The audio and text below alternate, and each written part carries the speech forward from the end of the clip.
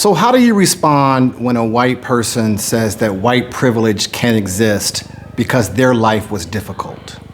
Well, it represents a fundamental misunderstanding of what white privilege actually is. It's not a white guarantee. Your life is not guaranteed to be good, but it does mean the problems and circumstances that you did suffer from were not due to the fact that you were white. Whereas in the black community, many of the problems being experienced there are directly related to race. And what about male privilege?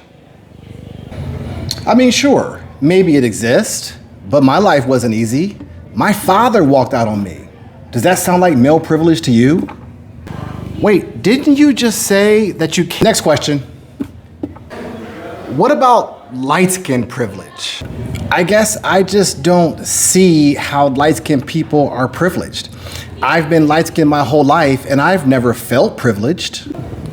But don't some white people say that privilege doesn't exist because they can't see white privilege? Well, it's a ridiculous thing to say because you can't feel privilege. You don't always see privilege.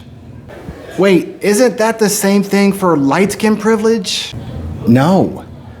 Whiteness and light-skinnedness are two totally different things.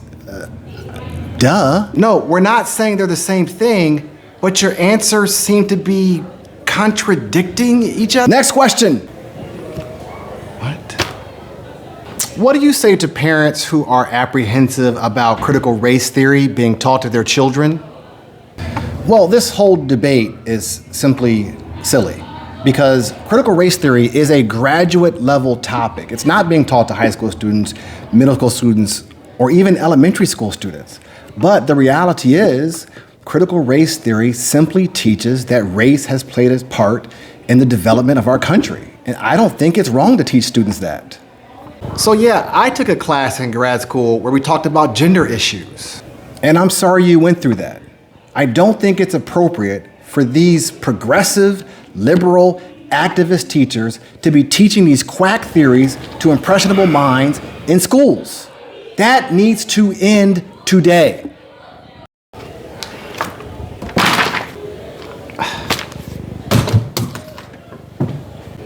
Next question.